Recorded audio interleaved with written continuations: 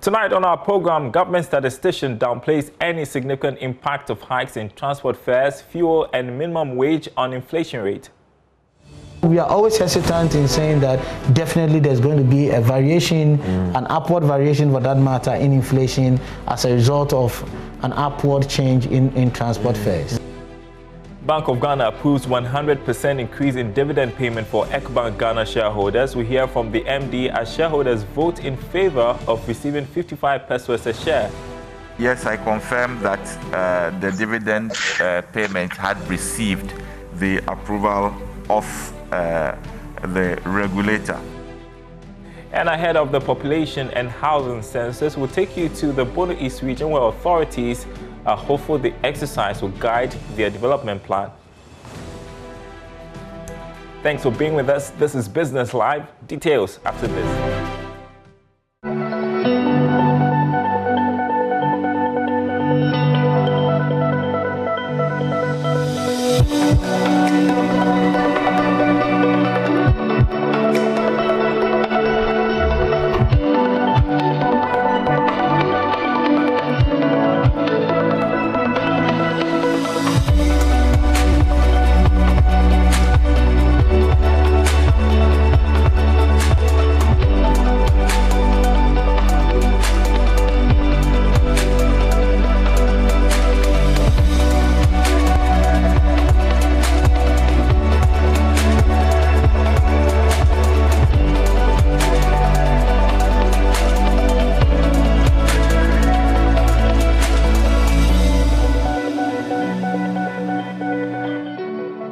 And that's your look at the commodity market as we wrap up the week. In our first story tonight, the determination of a new national daily minimum wage could influence discussions for fresh service conditions, particularly in the private sector.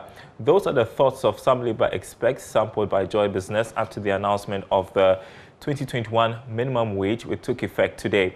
The National Tripartite Committee announced 12 pesos, 12 cedis rather, 53 pesos as a new wage for this year, representing a 6% increase. That of next year will be 13 cedis, 53 pesos, an 8% jump.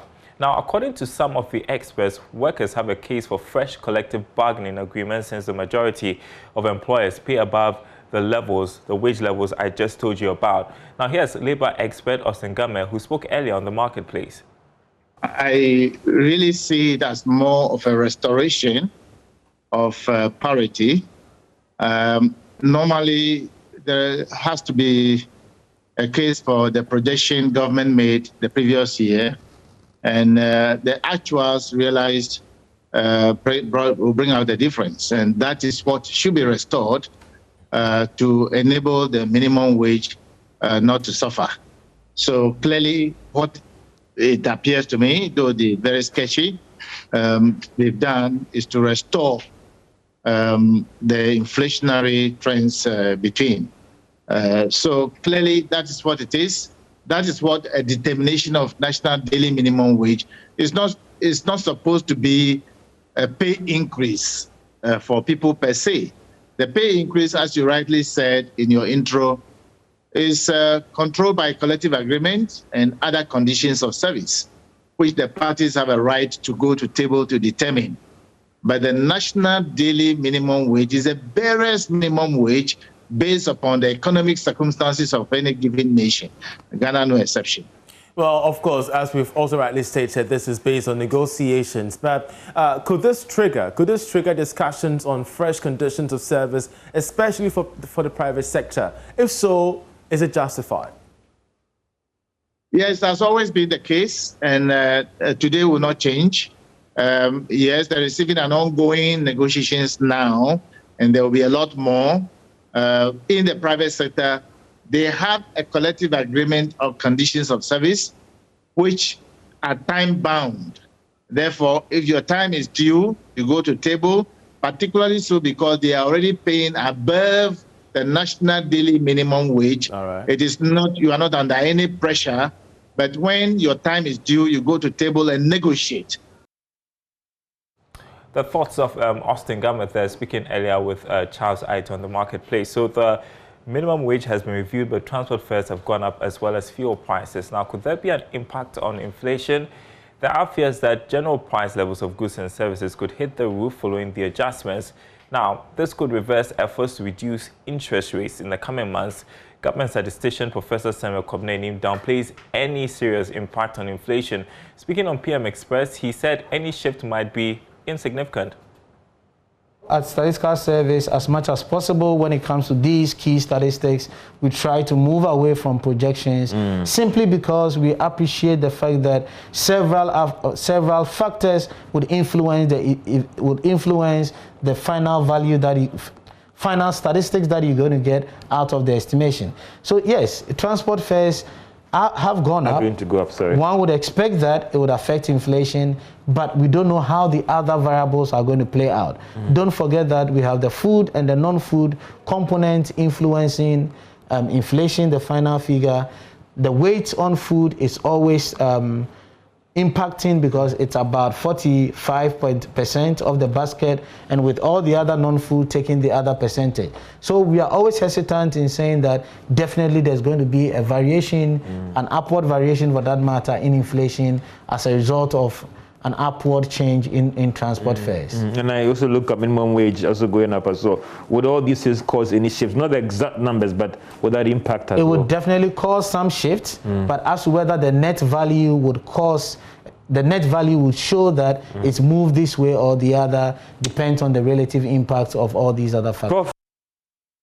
Meanwhile, the Ghana Statistical Service has justified the population and housing census exercise, insisting it has enormous benefits for the economy and businesses. This follows complaints that more than $500 million cedis being spent on the census is too expensive for the country, especially in the era of COVID-19. Government statistician Professor Samuel Kobnenim says the benefits far outweigh the cost. It is important we put the question of isn't it too much in a context. And I start from three perspectives. One is, what is the comparator in terms of what other countries are spending on census?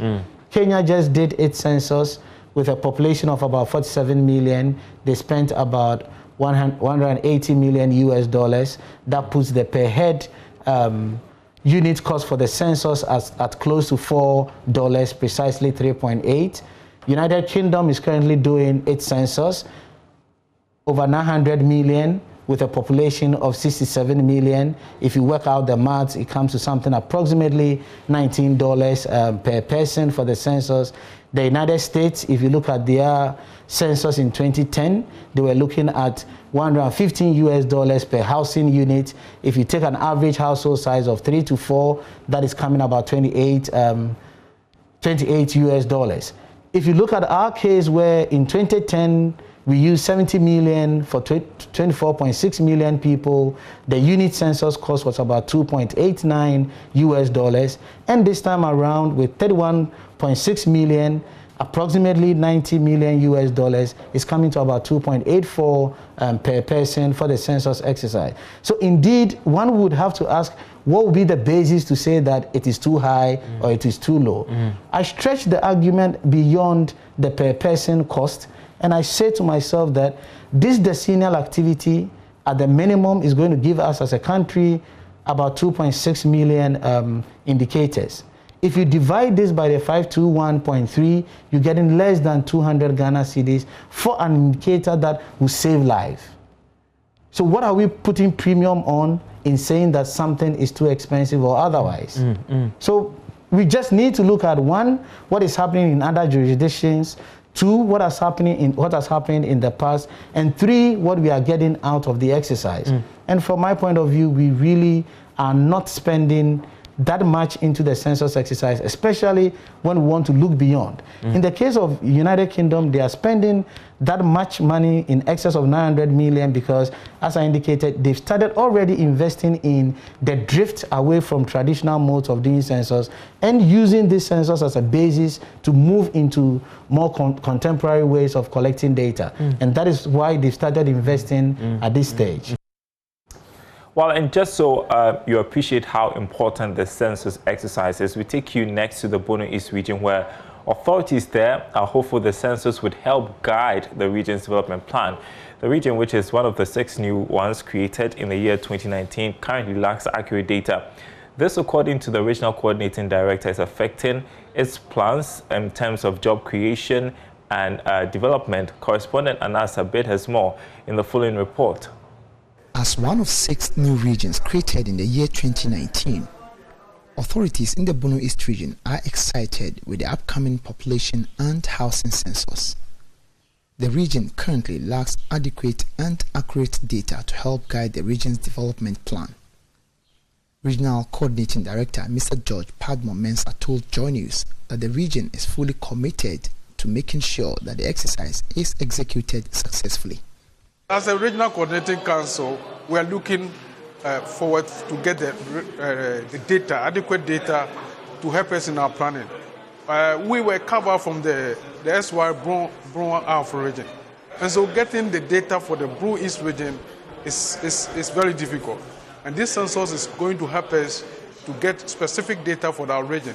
So I want to say that the Regional Coordinating Council, we are planning that we know that we have this number of unemployed persons, and then what strategies that we are going to mount to get them jobs. So it's very, very important.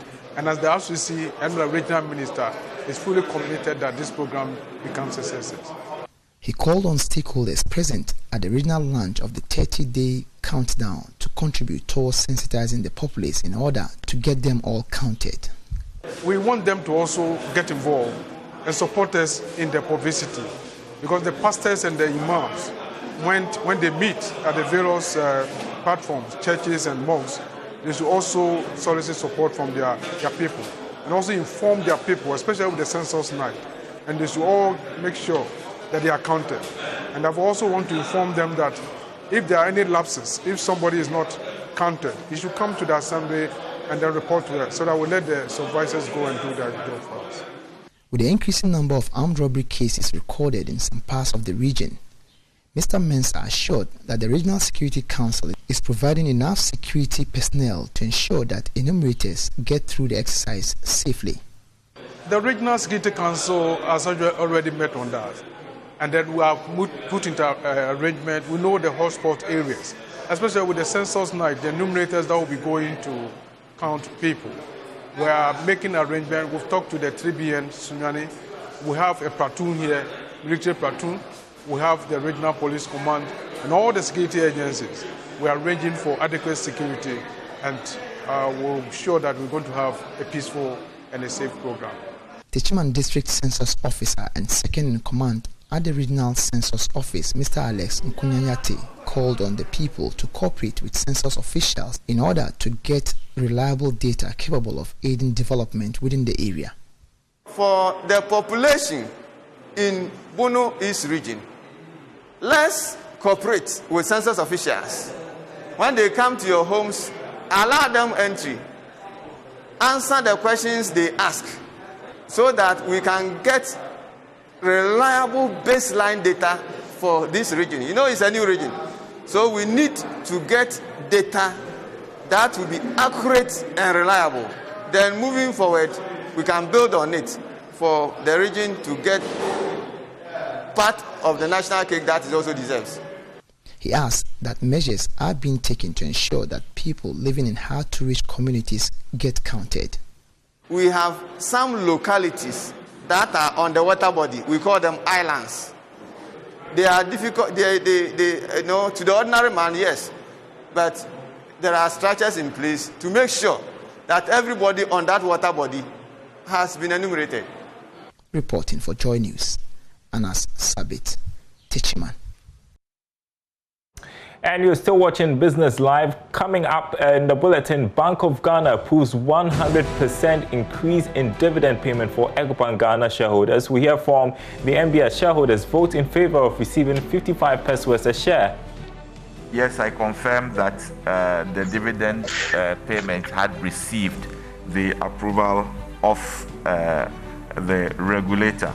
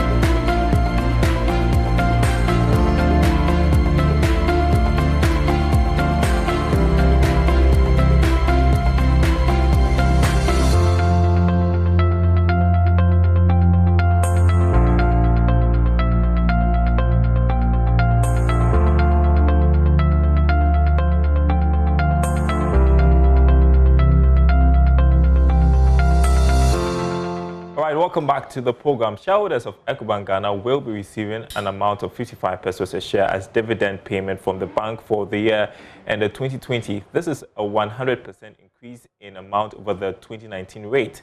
Now, this follows the approval by the Bank of Ghana for the increment and payment by the Board of Directors. Here's a report filed by Ebenezer Sabute. The bank's 2020 performance has guaranteed confidence from the regulator for the next medium term. The bank, however, recorded a contraction in its loan book by 7% attributed to the reduction in economic activities due to the COVID-19 pandemic. Speaking to shareholders of the bank at a virtual annual general meeting in Accra, Managing Director Dan Saki explained that the regulator has approved the payment, which is a total amount of 177 million cedis due to improvement in financial soundness indicator. Yes, I confirm that the dividend payment had received the approval of the regulator. And the fact that the regulator has approved confirms that they had taken into consideration the capital adequacy position of the bank, the NPL position, the provisions that have been taken to cover this, the liquidity needs of the bank, and loan projection growth for the next 1 to 2 years to be able to allow the payment of this level of dividend. So, yes, dividend is going up by 100%, but we have met all the regulatory requirements that had been set prior to declaring the dividend. Commenting on the cost of operations, the MD of ECOBANK Ghana disclosed that about 32 branches of ECOBANK are operating on solar energy and hope to include more branches before the end of the year. We do have 65 branches currently, and I can confirm that as we speak, 32 of these branches are running on solar. We have a joint plan to install solar on our branches, in our branches, to make sure that during the day we can be powered fully by solar, and if there is a shortfall, it can be met from the normal grid. So we have a hybrid situation where we are running on both solar and electricity energy in the branches. What is interesting is that we've achieved this without actually putting out any financial outlay. ECOBANK in 2020 emerged the most profitable bank in Ghana with a profit of 584 million cedis. You're watching our Business Live. Some news into us that Nigeria has actually indefinitely suspended Twitter. In studio with me right now, my colleague Charles Aite, who has been following this news coming to us right now. Charles, what's the story? Yeah, so the whole story is that the president recently tweeted about specific, outbursts against his administration, and the fact that he's going to meet fire for fire if these, outcry continues within his country. Now, this particular threat by the president attracts some penalty from Twitter's end. Hence, they kind of, placed a hold on these kind of tweets that the president of Nigeria tweeted. So, in response to that, we're currently seeing Nigeria banning Twitter indefinitely. We've seen the notice from their own personal official Twitter site from the Nigerian federal government Ministry of Information in that response. But already we've seen on Twitter various responses and reactions. It's currently trending on Twitter as well. And varied responses, we could see those on our screens. A very good idea by the federal government, someone says. Some countries even ban Twitter activity rather than suspension. But I believe because it's Nigeria's people will be talking nonsense, he says. Okay, so much more on your screens in terms of reactions to the Nigerian ban on Twitter. Just so we can clarify one more time, what is Twitter's reason for suspending the account of the president? Well, so, Twitter rules its companies based on specific laws. So even some specific tweets that have political threats are against Twitter, online policies. Some tweets that infringe on freedom of speech and expression, also are within Twitter's, remit to ban or suspend. So the Nigerian president had faulted along these lines, causing Twitter to place a hold on that particular, post that he made. Okay. This was the first time Twitter has acted against a president. Remember Donald Trump and now the Nigerian president there, but Nigeria is not going to act that way. It's a different turf war, if you could put it that way.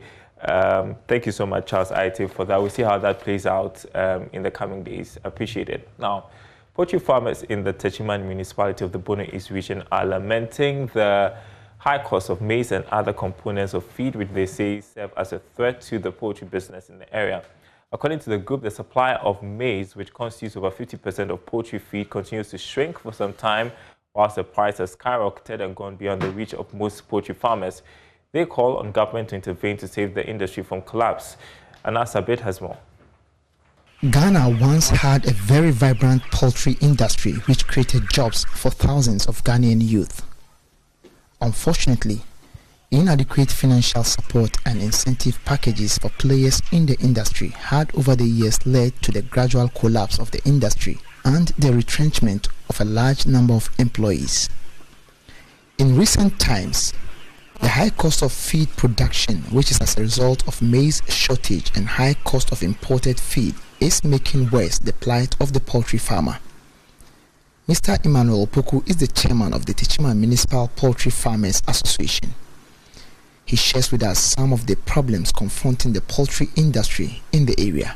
Last year, there was no adequate rain, so the maize couldn't, thrive well.